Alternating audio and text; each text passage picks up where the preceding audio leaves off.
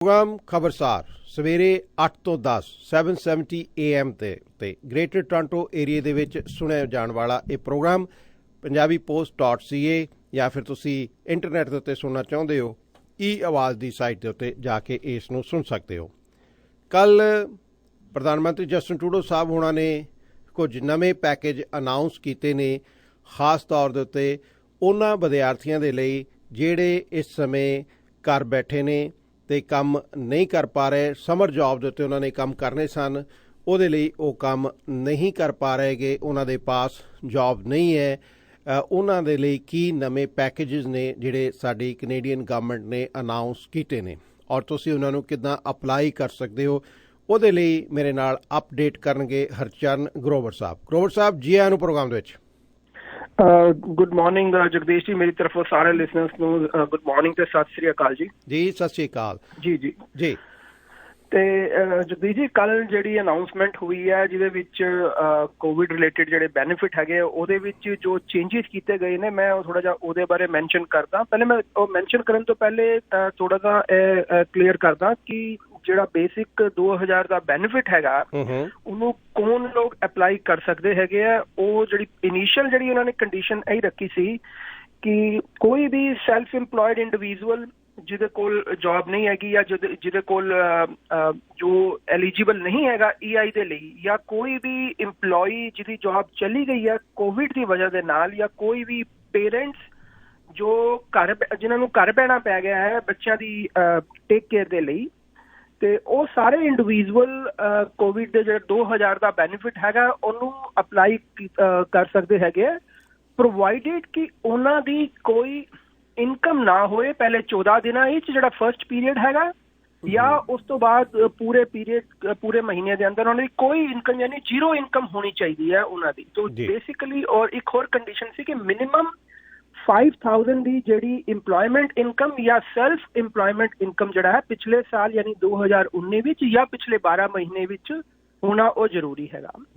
ਤੇ ਉਹ ਕੰਡੀਸ਼ਨ ਤੇ ਐਜ਼ ਇਟ ਇਜ਼ ਹੈਗੀ ਆ ਉਹਦੇ ਵਿੱਚ। ਲੇਕਿਨ ਹੁਣ ਕਾਫੀ ਪ੍ਰੋਬਲਮ ਇਹ ਵੀ ਆ ਰਹੇ ਸੀ ਕਿ ਕਈ ਸਟੂਡੈਂਟਸ ਜਿਹੜੇ ਸੀ ਉਹ ਨਹੀਂ ਐਲੀਜੀਬਲ ਹੁੰਦੇ ਸੀ ਇਹਦੇ ਵਿੱਚ, ਜਾਂ ਇਸ ਤੋਂ ਇਲਾਵਾ ਕਈ ਐਸੇ ਪਾਰਟ ਟਾਈਮਰ ਵੀ ਆ ਗਏ ਸੀ ਜਾਂ ਜਿਹੜੇ ਕੁਝ ਆਪਣੇ ਲੋਕ ਕੰਮ ਕਰ ਰਹੇ ਸੀ ਲੇਕਿਨ ਉਹਨਾਂ ਦੇ ਆਵਰਸ ਘੱਟ ਹੋ ਗਏ ਸੀ। ਤੇ ਉਹਨਾਂ ਦੇ ਲਈ ਇੱਕ ਨਵੀਂ ਕੱਲ ਗਵਰਨਮੈਂਟ ਨੇ ਇੱਕ ਅਨਾਊਂਸਮੈਂਟ ਕੀਤੀ ਹੈਗੀ ਹੈ ਕਿ ਉਹਦੇ ਵਿੱਚ ਸਪੈਸੀਫਿਕਲੀ ਸਟੂਡੈਂਟ ਤਾਂ ਉਹ ਨਹੀਂ ਹੈਗਾ ਲੇਕਿਨ ਉਹਦੇ ਸਾਰੇ ਹੀ ਕਵਰ ਹੋ ਜਾਣਗੇ, ਕਿ ਜਿਹਦੇ ਵਿੱਚ ਕਿ ਕੋਈ ਵੀ ਅਗਰ ਕੰਮ ਕਰ ਰਿਹਾ ਹੈਗਾ ਔਰ $1000 ਤੱਕ ਅਗਰ ਉਹ ਕਮਾ ਰਿਹਾ ਹੈਗਾ ਮਹੀਨੇ ਦੇ ਅੰਦਰ, ਤਾਂ ਉਹ ਵੀ ਲੋਕ ਹੁਣ ਐਲੀਜੀਬਲ ਹੈਗੇ ਇਸ ਪ੍ਰੋਗਰਾਮ ਨੂੰ ਅਪਲਾਈ ਕਰਨ ਦੇ ਲਈ। ਯਾਨੀ ਅਗਰ ਤੁਹਾਡੀ ਇਨਕਮ ਜਿਹੜੀ ਹੈ ਅਗਰ ਅਪ ਟੂ $1000 ਤੱਕ ਹੈਗੀ ਹੈ ਤਾਂ ਵੀ ਤੁਸੀਂ ਇਸ ਬੈਨੀਫਿਟ ਨੂੰ ਅਪਲਾਈ ਕਰ ਸਕਦੇ ਹੈਗੇ ਹੋ, ਚਾਹੇ ਤੁਸੀਂ ਸੀਜ਼ਨਲ ਵਰਕਰ ਹੈਗੇ ਹੋ ਜਾਂ ਤੁਸੀਂ ਰੀਸੈਂਟਲੀ ਤੁਸੀਂ EI ਤੇ ਹੈਗੇ ਸੀ ਔਰ EI ਤੁਹਾਡਾ ਹੁਣ ਰੀਸੈਂਟਲੀ ਜਨਵਰੀ ਵਿੱਚ ਖਤਮ ਹੋ ਗਿਆ। ਤੇ ਅਗਰ ਤੁਹਾਡਾ EI ਜਨਵਰੀ ਵਿੱਚ ਖਤਮ ਹੋ ਗਿਆ ਔਰ ਤੁਹਾਡੇ ਕੋਲ ਕੋਈ ਜੌਬ ਨਹੀਂ ਹੈਗੀ ਤਾਂ ਤੁਸੀਂ ਵੀ ਇਸ ਪ੍ਰੋਗਰਾਮ ਦੇ ਅੰਦਰ ਐਲੀਜੀਬਲ ਹੋ ਜਾਂਦੇ ਹੋ 2000 ਦੇ ਬੈਨੀਫਿਟ ਦੇ ਕਲੇਮ ਕਰਨ ਦੇ ਲਈ। ਤੇ ਇਹ ਬੇਸਿਕ ਜਿਹੜੀ ਹੈਗੀ ਹੈ ਚੇਂਜਿਸ ਹੈਗੀ ਹੈ ਕਿ ਨਾ ਮੈਂ ਇਹਦੇ ਰਿਲੇਟਿਡ। ਤੇ ਮੇਨ ਜਿਹੜਾ ਉਹਨਾਂ ਨੇ ਚੇਂਜ ਕੀਤਾ ਹੈਗਾ ਉਹ ਇਹੀ ਹੈਗਾ ਕਿ ਜਿਹੜਾ ਕਿ ਅਗਰ ਕੋਈ ਵੀ ਇੰਡੀਵਿਜੂਅਲ ਅਪ ਟੂ 1000 ਤੱਕ ਅਗਰ ਕਮਾ ਰਿਹਾ ਹੈਗਾ ਤਾਂ ਉਹ ਵੀ ਇਸ ਪ੍ਰੋਗਰਾਮ ਨੂੰ ਕਲੇਮ ਕਰਨ ਦੇ ਬੈਨੀਫਿਟ ਲੈਣ ਦੇ ਲਈ ਇਹਦੀ ਅਪਲਾਈ ਕਰ ਸਕਦਾ ਹੈਗਾ ਜੀ। ਤੇ ਇਸ ਤੋਂ ਇਲਾਵਾ ਜਿਹੜਾ ਹੈ ਕੋਈ ਹੋਰ ਮੇਜਰ ਚੇਂਜ ਨਹੀਂ ਹੈਗਾ। ਬਾਕੀ ਜਿਹੜੀ ਸਬਸਿਡੀ ਦਾ ਪ੍ਰੋਗਰਾਮ ਸੀ ਉਹ ਤਾਂ ਆਲਰੇਡੀ ਪਾਸ ਹੋ ਗਿਆ, ਲੇਕਿਨ ਸਟੂਡੈਂਟ ਦੇ ਰਿਲੇਟਿਡ ਜਿਹੜਾ ਉਹਨਾਂ ਨੇ ਪਹਿਲੇ ਹੀ ਅਨਾਊਂਸਮੈਂਟ ਕੀਤੀ ਸੀ ਕਿ ਅਗਰ ਕੋਈ ਵੀ ਸਟੂਡੈਂਟ ਨੂੰ ਅਗਰ ਹਾਇਰ ਕਰੇਗਾ ਡਿਊਰਿੰਗ ਦਿਸ ਸਮਰ ਵਿੱਚ ਜੀ ਤਾਂ ਉਹਦੀ ਜਿਹੜੀ 100% ਜਿਹੜੀ ਵੇਜਿਸ ਹੈਗੀ ਹੈ ਸਟੂਡੈਂਟ ਨੂੰ ਜਿਹੜੀ ਪੇ ਕੀਤੀ ਜਾਂਦੀ ਹੈ ਗਵਰਨਮੈਂਟ ਉਹ ਰੀਇੰਬਰਸ ਕਰੇਗੀ ਐਜ਼ ਅ ਸਬਸਿਡੀ। ਅੱਛਾ, ਇਹਦੇ 'ਚ ਜੇ ਇੱਕ ਤੁਹਾਡਾ ਫੈਮਿਲੀ ਬਿਜ਼ਨਸ ਹੈ ਉਹਦੇ 'ਚ ਅਸੀਂ ਆਪਣੇ ਫੈਮਿਲੀ ਮੈਂਬਰ ਤੇ ਸਟੂਡੈਂਟ ਨੂੰ ਹਾਇਰ ਕਰ ਲੈਂਦੇ ਆ, ਉਹਨੂੰ ਵੀ ਸਬਸਿਡੀ ਮਿਲੇਗੀ? ਦੇਖੋ ਐਸ ਸੱਚ ਜਿਹੜੀ ਗਵਰਨਮੈਂਟ ਦੀ ਜਿਹੜੇ ਬਾਕੀ ਪ੍ਰੋਗਰਾਮ ਦੇ ਅੰਦਰ ਉਹ ਰਿਲੇਟਿਡ ਹੈਗੀ ਹੈ ਜਿਹੜੀ ਕਿ ਸਪੈਸ਼ਲੀ ਵੇਜ ਰਿਲੇਟਿਡ ਸਬਸਿਡੀ ਹੈਗੀ ਹੈ, ਉਹਦੇ ਵਿੱਚ ਉਹਨਾਂ ਨੇ ਕਲੀਅਰਲੀ ਗਾਈਡਲਾਈਨਸ ਦਿੱਤੀ ਹੋਈ ਹੈ ਕਿ ਤੁਹਾਡਾ ਆਰਮ ਲੈਂਥ ਇੰਪਲਾਈ ਹੋਣਾ ਚਾਹੀਦਾ ਹੈ, ਯਾਨੀ ਕਿ ਤੁਹਾਡਾ ਜਿਹੜਾ ਇੰਪਲਾਈ ਹੈਗਾ ਤੁਹਾਡੇ ਨਾਲ ਰਿਲੇਟਿਡ ਨਹੀਂ ਹੋਣਾ ਚਾਹੀਦਾ। ਹਾਲਾਂਕਿ ਇਸ ਰੂਲ ਦੇ ਉੱਤੇ ਕੋਈ ਹਾਲੇ ਐਸ ਸੱਚ ਕਲੀਅਰਿਟੀ ਨਹੀਂ ਆਈ ਹੈਗੀ ਹੈ, ਲੇਕਿਨ ਮੇਰੀ ਅੰਡਰਸਟੈਂਡਿੰਗ ਇਹੀ ਰਹੇਗੀ ਕਿ ਇਸ ਰੂਲ ਦੇ ਉੱਤੇ ਵੀ ਕਿ ਤੁਹਾਡੀ ਜਿਹੜਾ ਸਟੂਡੈਂਟ ਹੈ ਅਗਰ ਉਹ ਤੁਸੀਂ ਉਹਨੂੰ ਹਾਇਰ ਕਰ ਰਹੇ ਹੋ ਤੇ ਉਹ ਆਰਮ ਲੈਂਥ ਤੁਹਾਡਾ EMPLOYE ਹੋਣਾ ਚਾਹੀਦਾ ਹੈ, ਯਾਨੀ ਤੁਹਾਡੇ ਨਾਲ ਰਿਲੇਟਡ ਨਹੀਂ ਹੋਣਾ ਚਾਹੀਦਾ ਉਹ ਨਾ। ਕਿਉਂਕਿ ਮੈਨੂੰ ਕਾਫੀ ਕੁਐਸਚਨ ਆਏ ਸੀ ਆਪਣੀ ਸਬਸਿਡੀ ਦੇ ਉੱਤੇ ਜੀ, ਤੇ ਲੋਕੀ ਕੀ ਕਰ ਰਹੇ ਸੀ ਕਿ ਉਹ ਕਹਿ ਰਹੇ ਸੀ ਕਿ ਹੁਣ ਗਵਰਨਮੈਂਟ ਨੇ ਜਿਵੇਂ 75% ਸਬਸਿਡੀ ਜਿਹੜੀ ਹੈ ਅਨਾਉਂਸ ਕਰ ਦਿੱਤੀ ਹੈਗੀ ਹੈ ਤੇ ਉਹਨਾਂ ਨੇ ਆਪਣੀ ਸੈਲਰੀ ਜਿਹੜੀ ਹੈ ਉਹ ਕ੍ਰੀਏਟ ਕਰਨੀ ਸ਼ੁਰੂ ਕਰ ਦਿੱਤੀ ਕਿ ਚਲੋ ਅਪ੍ਰੈਲ ਤੋਂ ਅਸੀਂ ਆਪਣੀ ਸੈਲਰੀ ਪਾ ਦਿੰਦੇ ਆ ਜਾਂ ਆਪਣੇ ਕਿਸੇ ਰਿਲੇਟਿਵ ਨੂੰ ਪਾ ਦਿੰਦੇ ਹੈਗੇ ਆ। ਲੇਕਿਨ ਉਹਦੇ ਵਿੱਚ ਗਵਰਨਮੈਂਟ ਦੀ ਬੜੀ ਕਲੈਰਿਟੀ ਹੈਗੀ ਹੈ, ਕਲੀਅਰ, ਕਿ ਜਿਹੜੀ ਇਹ ਸਬਸਿਡੀ ਹੈਗੀ ਉਹ ਤੁਹਾਡੀ ਪ੍ਰੀ ਐਗਜ਼ਿਸਟਿੰਗ ਜਿਹੜੀ ਮੇਨ ਸਬਸਿਡੀ 75% ਵਾਲੀ ਹੈਗੀ ਉਹਦੇ ਲਈ ਤੁਹਾਡੀ ਪ੍ਰੀ ਐਗਜ਼ਿਸਟਿੰਗ ਜਿਹੜੇ ਆ 15 ਮਾਰਚ ਨੂੰ ਜਿਹੜੇ EMPLOYE ਸੀ ਉਹ ਹੋਣੇ ਜ਼ਰੂਰੀ ਹੈਗੇ ਆ, ਯਾਨੀ ਤੁਸੀਂ ਕਿਸੇ ਨਵੇਂ EMPLOYE ਨੂੰ ਨਹੀਂ ਦੇਣਾ। ਦੂਸਰਾ ਜਿਹੜੀ ਸਬਸਿਡੀ ਅਵੇਲੇਬਲ ਹੈਗੀ ਹੈ ਉਹ ਓਨਲੀ ਨਾਨ ਰਿਲੇਟਿਵ ਯਾਨੀ ਨਾਨ ਆਰਮ ਲੈਂਥ ਜਿਹੜੇ ਇੰਡੀਵਿਜੂਅਲ ਹੈਗੇ ਉਹਨਾਂ ਦੇ ਉੱਤੇ ਹੀ ਉਹ ਸਬਸਿਡੀ ਮਿਲਣੀ ਹੈਗੀ ਹੈ ਜੀ। ਇਹਦਾ ਮਤਲਬ ਇਹ ਨਹੀਂ ਗਾ ਕਿ ਜਿਹੜੇ ਪਹਿਲੇ ਤੁਹਾਡੇ EMPLOYEਜ਼ ਨੇ ਉਹਨਾਂ ਨੂੰ ਤੁਸੀਂ ਘਰੇ ਬਿਠਾਦਾ ਤੇ ਨਵੇਂ ਸਬਸਿਡੀ ਦੇ ਲਈ ਸਟੂਡੈਂਟਸ ਨੇ ਜਿਹੜੇ ਉਹ ਹਾਇਰ ਕਰ ਲਏ। ਜੀ ਜੀ ਜੀ, ਦੇਖੋ ਸਟੂਡੈਂਟ ਦੇ ਰਿਲੇਟਡ ਸਭ ਤੋਂ ਵੱਡੀ ਪ੍ਰੋਬਲਮ ਇਹ ਆਣੀ ਹੈ ਕਿ ਹੁਣ ਜਿਵੇਂ ਆਮ ਤੌਰ ਤੇ ਲੇ ਆਫ ਹੋ ਗਈ ਹੈ। ਹੁਣ ਲੇ ਆਫ ਹੋਣ ਤੋਂ ਬਾਅਦ ਜਿਹੜੇ ਐਗਜ਼ਿਸਟਿੰਗ ਜਿਵੇਂ ਤੁਸੀਂ ਮੈਂਸ਼ਨ ਕਰ ਹੀ ਰਹੇ ਹੋ ਕਿ ਐਗਜ਼ਿਸਟਿੰਗ ਜਿਹੜੇ EMPLOYE ਹੈ ਉਹਨਾਂ ਕੋਲ ਕੰਮ ਨਹੀਂ ਹੈਗਾ, ਉਹਨਾਂ ਨੂੰ ਘਰ ਬਿਠਾ ਦਿੱਤਾ ਗਿਆ। ਹੁਣ ਕਿਹੜੀ ਕੰਪਨੀ ਜਿਹੜੀ ਹੈ ਇਸ ਸਿਚੁਏਸ਼ਨ ਦੇ ਅੰਦਰ ਇੱਕ ਨਵੇਂ ਸਟੂਡੈਂਟ ਨੂੰ ਹਾਇਰ ਕਰੇਗੀ ਕਿ ਜਦ ਤੁਹਾਡੇ ਐਗਜ਼ਿਸਟਿੰਗ EMPLOYE ਹੀ ਨਹੀਂ ਹੈਗੇ? ਨਵਾਂ ਸਟੂਡੈਂਟ ਦਾ ਮਤਲਬ ਹੈਗਾ ਕਿ ਨਵਾਂ ਟ੍ਰੇਨਿੰਗ, ਨਵੀਂ ਤਰੀਕੇ ਨਾਲ ਉਹਨੂੰ ਕੰਮ ਸਿਖਾਉਣਾ, ਉਹ ਸਭ ਕੁਝ ਕਰਨਾ।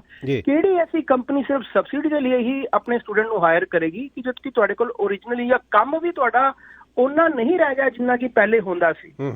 It's a very difficult, I don't know ਕਿ ਕਿਵੇਂ ਇਹ ਪ੍ਰੋਗਰਾਮ ਜਿਹੜਾ ਹੈਗਾ ਇੰਪਲੀਮੈਂਟ ਹੋਏਗਾ। ਆਈ ਥਿੰਕ ਜਿਹੜੀ ਕੰਪਨੀਆਂ ਇਸ ਟਾਈਮ ਕੰਮ ਕਰ ਰਹੀਆਂ ਹੈਗੀਆਂ ਮੋਸਟਲੀ ਬੈਂਕਸ ਵਗੈਰਾ ਜਿਹੜੇ ਹੈਗੇ ਉਹਨਾਂ ਵਿੱਚ ਹੀ ਇਹ ਪ੍ਰੋਗਰਾਮ ਜਿਹੜਾ ਸਕਸੈਸਫੁਲ ਹੋ ਪਾ ਰਿਹਾ। ਗਰੋਵਰ ਸਾਹਿਬ ਇੱਕ ਆਪਾਂ ਕਾਲ ਲੈ ਲਈਏ, ਉਸ ਤੋਂ ਬਾਅਦ ਇੱਕ ਮੇਰਾ ਕੁਐਸਚਨ ਹੋਵੇਗਾ, ਫਿਰ ਤੋਂ ਅੱਗੇ ਲਵਾਂਗੇ ਜੀ। ਸਵਾਗਤ ਹੈ ਤੁਹਾਡਾ ਪ੍ਰੋਗਰਾਮ ਦੇ ਵਿੱਚ। हेलो जी, हाँ ji, caller go ahead please. Question है जिसकी इनकम 5,000 या 6,000 है, उसकी इनकम अब 3,000 हो गई है, वो क्या कर सकता है? उसके लिए कोई बेनिफिट है? वो अप्लाई कर सकता है? देखो एज सच इनकम कम होने का, अब जो आपने बताया कि वो 5,000 पूरे साल की है या 12 महीने की है, दोनों चीजें हैं उसमें कि आप पिछले 5,000 की आपकी सेल्फ एम्प्लॉयमेंट इनकम है या एम्प्लॉयमेंट इनकम जो है 5,000 की होनी जरूरी है। वो सिर्फ एलिजिबिलिटी है आपको अप्लाई करने के लिए, उसमें ऐसा कुछ नहीं है कि 5 से 3 हो गया तो आप इस प्रोग्राम के अंदर एलिजिबल हो जाते हैं। नहीं, अगर आप एज लॉन्ग एज आप अर्न कर रहे हैं तो इस प्रोग्राम के अंदर आप एलिजिबल नहीं होते। और अभी जो नई रिक्वायरमेंट यही है कि आपको अलाउ किया गया अप टू $1,000 तक आप अर्न कर सकते हैं और स्टिल इस प्रोग्राम के अंदर एलिजिबल हो सकते हैं बेनिफिट के लिए जी। ऑलराइट, एक होर क्वेश्चन है ग्रोवर साहब, उन्होंने ऑन एयर ले लिए तो उस तो बाद फिर गल करते हैं जी। जी स्वागत है प्रोग्राम ਵਿੱਚ। ਸਤਿ ਸ਼੍ਰੀ ਅਕਾਲ ਜੀ। ਜਗਤਾਰ ਬੋਲ ਰਿਹਾ ਜੀ ਜਗਤਾਰ ਜੀ। ਗਰੋਵਰ ਸਾਹਿਬ ਨੇ ਬੜਾ ਵਧੀਆ ਪੁਆਇੰਟ ਉਠਾਇਆ ਜੀ।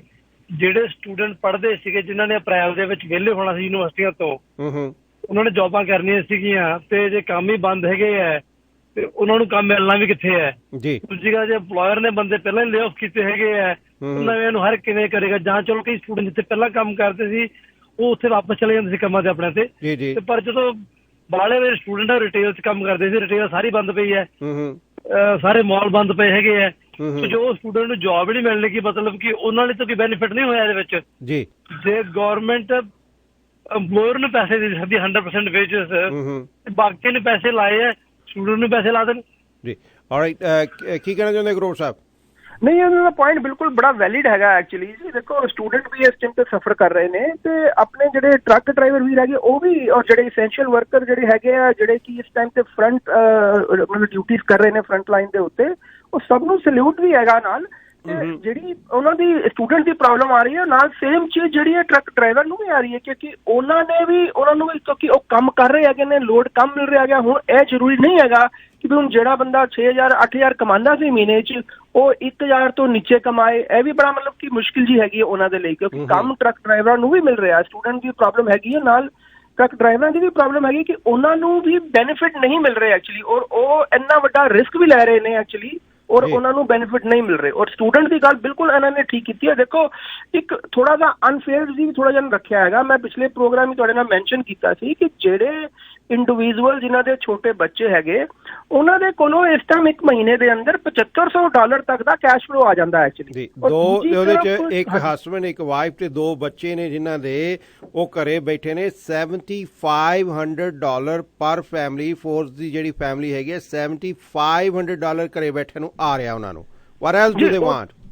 ਜੀ ਦੇਖੋ ਉਹਨਾਂ ਨੂੰ ਚਾਈਲਡ ਬੈਨੀਫਿਟ ਜਿਹੜਾ ਹੈਗਾ 1300 ਆਉਂਦਾ ਸੀ, 600 ਗਵਰਨਮੈਂਟ ਨੇ ਹੋਰ ਦੇ ਦਿੱਤਾ, 1900 ਹੋ ਗਿਆ। ਫਿਰ ਓਨਟਾਰੀਓ ਦਾ ਬੈਨੀਫਿਟ ਜਿਹੜਾ 400 ਆਉਂਦਾ ਸੀ, 400 ਗਵਰਨਮੈਂਟ ਨੇ ਹੋਰ ਦੇ ਦਿੱਤਾ। ਔਰ GST ਦਾ ਇਕੱਠਾ $850 ਆ ਗਿਆ। ਅਗਰ ਹਸਬੈਂਡ ਵਾਈਫ ਦੋਨੋਂ ਨੇ ਅਗਰ ਅਪਲਾਈ ਕਰ ਦਿੱਤਾ ਹੈਗਾ ਤੇ 4000 ਉੱਥੋਂ ਆ ਗਿਆ। यानी $7500 ਤੇ ਸਿਰਫ ਇਹ ਆ ਗਿਆ। ਅਗਰ ਕਈ ਬੰਦੇ ਐਸੇ ਵੀ ਹੈਗੇ ਜਿਹੜੇ ਕੈਸ਼ ਤੇ ਹੀ ਕੰਮ ਕਰਦੇ ਹੈਗੇ, ਕੈਸ਼ ਦੀ ਇਨਕਮ ਉਹਨਾਂ ਦੀ ਅਲੱਗ ਤੋਂ ਬਣ ਰਹੀ ਹੈਗੀ। ਤੇ ਦੂਜੀ ਤਰਫ ਜਿਹੜੇ ਆਪਣੇ ਸਟੂਡੈਂਟ ਹੈਗੇ ਆ ਜਾਂ ਆਪਣੇ ਟਰੱਕ ਡਰਾਈਵਰ ਵਗੈਰਾ ਵੀ ਹੈਗੇ ਆਪਣੇ, ਉਹਨਾਂ ਸਾਰੇ ਜਿਹੜੇ ਉਹ ਇਸ ਚੀਜ਼ ਨਾਲ ਅਫੈਕਟ ਹੋ ਰਹੇ ਆ ਐਕਚੁਅਲੀ। ਤੇ ਟੋਟਲੀ ਇੱਕ ਬੈਲੈਂਸ ਜਿਹੜਾ ਹੈਗਾ ਉਹ ਥੋੜੀ ਜਿਹੀ ਮਤਲਬ ਇਸ ਚੀਜ਼ ਨੂੰ ਕਮੀ ਹੈਗੀ ਹੈ ਇਸ ਟਾਈਮ ਦੇ ਉੱਤੇ। ਔਰ ਇੱਕ ਦੂਜੀ ਚੀਜ਼ ਹੋਰ ਵੀ ਹੈਗੀ ਹੈ ਕਿ ਜਿਵੇਂ ਗਵਰਨਮੈਂਟ ਕਈ ਵਾਰੀ ਇਹ ਕਿਹਾ ਜਾਂਦਾ ਕਿ ਬੜੇ ਪੈਨਿਕਲੀ ਜਿਹੜਾ ਵੀ ਅਪਲਾਈ ਕਰੀ ਜਾ ਰਿਹਾ ਉਹਨੂੰ ਪੈਸੇ ਦੇਈ ਜਾ ਰਹੇ। ਹੁਣ ਜਿਹੜੇ ਸਪੋਜ਼ ਕਰੋ ਕਿ ਜਿਹੜੇ ਨਵੇਂ ਇੰਟਰਨੈਸ਼ਨਲ ਸਟੂਡੈਂਟ ਆਏ ਹੈਗੇ ਆ, ਉਹਨਾਂ ਨੂੰ ਸਟੱਡੀ ਪਰਮਿਟ ਦੇ ਉੱਤੇ 20 ਘੰਟੇ ਅਲਾਉਡ ਹੁੰਦੇ ਆ।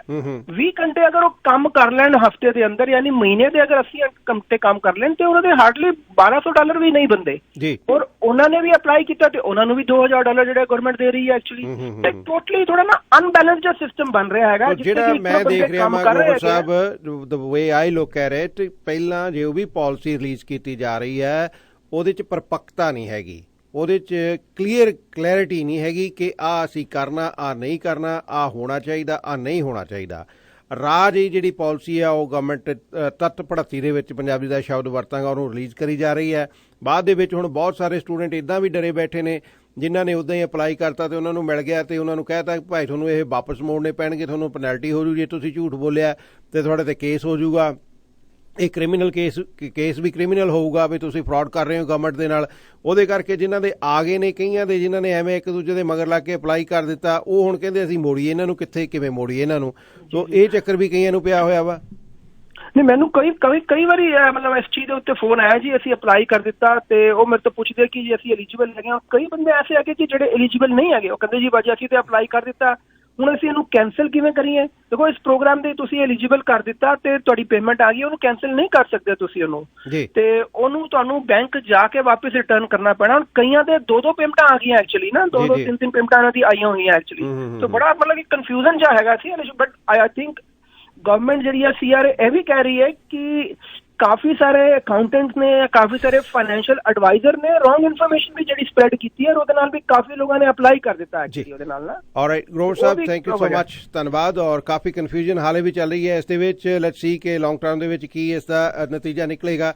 look like it's not, money is not going from the politicians' pockets, it's going from the taxpayers' pockets. So ਖਰਚ ਦੋ ਜਿੰਨੇ ਖਰਚ ਹੁੰਦੇ ਨੇ, ਬਣਾ ਲਓ ਆਪਣੇ ਨੰਬਰ ਜਿੰਨੇ ਬਣਾ ਹੁੰਦੇ ਨੇ ਕਿ ਕੱਲ੍ਹ ਨੂੰ ਤੁਸੀਂ ਇਲੈਕਸ਼ਨ ਵੀ ਲੜਨੀ ਹੈ, ਤੁਸੀਂ ਕਹਿਣ ਜੋਗੇ ਤਾਂ ਹੋਵੋਗੇ ਕਿ ਅਸੀਂ ਖੁੱਲ੍ਹ ਕੇ ਗੱਫੇ ਦਿੱਤੇ ਹੈ। ਜਿਨ੍ਹਾਂ ਨੂੰ ਗੱਫੇ ਮਿਲਣੇ ਆ ਉਹਨਾਂ ਨੇ ਕੀ ਸੋਚਣਾ ਵੀ ਜਿਹੜੇ ਟੈਕਸਪੇਅਰ ਨੇ ਅੰਤ ਨੂੰ ਕਰਜ਼ਾ ਜਿਹੜਾ ਦੇਸ਼ ਕਰਜ਼ਾਈ ਹੋਣਾ ਤੇ ਤੁਹਾਤੋਂ ਹੀ ਟੈਕਸ ਦੇ ਰੂਪ ਦੇ ਵਿੱਚ ਇਹ ਸਾਰਾ ਕੁਝ ਵਾਪਸ ਵਸੂਲਿਆ ਜਾਣਾ।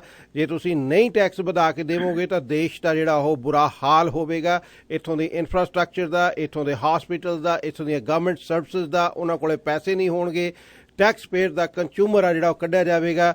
ਔਰ ਜਿਹੜੇ ਮਿਹਨਤ ਕਰਕੇ ਕਮਾਉਣ ਵਾਲੇ ਆ ਆਲਰੇਡੀ 50+% ਦੀ ਟੈਕਸ ਬ੍ਰੈਕਟ ਦੇ ਵਿੱਚ ਨੇ, ਉਹਨਾਂ ਦਾ ਟੈਕਸ 60+ ਤੱਕ ਜਾ ਸਕਦਾ ਹੈ। ਸੋ ਜਿੰਨੀ ਇਹਨਾਂ ਨੂੰ ਬਹੁਤ ਖੁਸ਼ੀ ਹੁੰਦੀ ਹੈ ਜਿਹੜੇ ਪੈਸੇ ਵੱਧ ਕਮਾਉਣ ਵਾਲੇ ਲੋਕ ਆ ਉਹਨਾਂ ਨੂੰ ਵੱਧ ਟੈਕਸ ਲਾਉਣ ਦੇ ਉੱਤੇ। So that's how the government is operating now ਕਿ ਖੁੱਲ੍ਹੇ ਗੱਫੇ ਆ ਜਿਹੜੇ ਬਣ ਦੋ ਕਿ ਸਹੀ ਪ੍ਰੂਡੈਂਟਲੀ, ਇੱਕ ਸ਼ਬਦ ਆ ਜਿਹੜਾ ਪ੍ਰੂਡੈਂਟ, ਸਮਝਦਾਰੀ ਦੇ ਨਾਲ ਖਰਚਾ ਗਵਰਨਮੈਂਟ ਵੱਲੋਂ ਨਹੀਂ ਕੀਤਾ ਜਾ ਰਿਹਾ। ਗਰੋਵਰ ਸਾਹਿਬ, ਥੈਂਕ ਯੂ ਸੋ ਮਚ। ਅੰਤ ਦੇ ਵਿੱਚ ਕੀ ਕਹਿਣਾ ਚਾਹੁੰਦੇ ਹੋ? ਮੈਂ ਜਗਦੀਸ਼ ਜੀ ਥੋੜਾ ਜਿਹਾ ਵੀ ਕਹਾਂਗਾ ਜੀ, ਇਹ ਸਿਚੁਏਸ਼ਨ ਦੇ ਅੰਦਰ ਸਾਨੂੰ ਸਭ ਨੂੰ ਇੱਕ ਲੈਸਨ ਵੀ ਲੈਣਾ ਚਾਹੀਦਾ ਹੈਗਾ ਐਕਚੁਅਲੀ। ਉਹ ਲੈਸਨ ਇਹ ਹੈਗਾ ਕਿ ਸਾਡੇ ਹਰ ਇੱਕ ਇੰਡੀਵਿਜੂਅਲ ਦੇ ਕੋਲ ਕਮ ਤੇ ਕਮ 3 ਤੋਂ 6 ਮਹੀਨੇ ਦਾ ਜਿਹੜਾ ਹੈਗਾ ਕੈਸ਼ ਫਲੋ ਤੁਹਾਡੇ ਘਰ ਵਿੱਚ ਹੀ ਮਤਲਬ ਕਿ ਇਹ ਹੋਣਾ ਚਾਹੀਦਾ ਕਿ ਤੁਹਾਡੇ ਕੋਲ ਇੰਨੀ ਸੇਵਿੰਗ ਹੋਏ ਕਿ ਕਮ ਸੇ ਕਮ ਤੁਸੀਂ ਆਪਣੇ 3 ਤੋਂ 6 ਮਹੀਨੇ ਦਾ ਖਰਚਾ ਕੋਈ ਇਸ ਟਾਈਪ ਦੀ ਸਿਚੁਏਸ਼ਨ ਆ ਜਾਂਦੀ ਹੈ ਤਾਂ ਤੁਸੀਂ ਉਹਨੂੰ ਹੈਂਡਲ ਕਰ ਸਕੋ ਐਕਚੁਅਲੀ। ਜੀ, ਬੜੀ ਮਿਹਰਬਾਨੀ, ਥੈਂਕ ਯੂ ਸੋ ਮਚ। ਆਪਣਾ ਨੰਬਰ ਦੇ ਦਿਓ ਪਲੀਜ਼। ਹਾਂਜੀ ਜੀ, ਮੈਂ ਨੰਬਰ ਦੇ ਦੇਣਾ। ਮੇਰਾ ਟੈਲੀਫੋਨ ਨੰਬਰ ਹੈਗਾ ਜੀ 905 247 0193 905 2472470193 ਜੀ। Thank you so much Grover Sahib.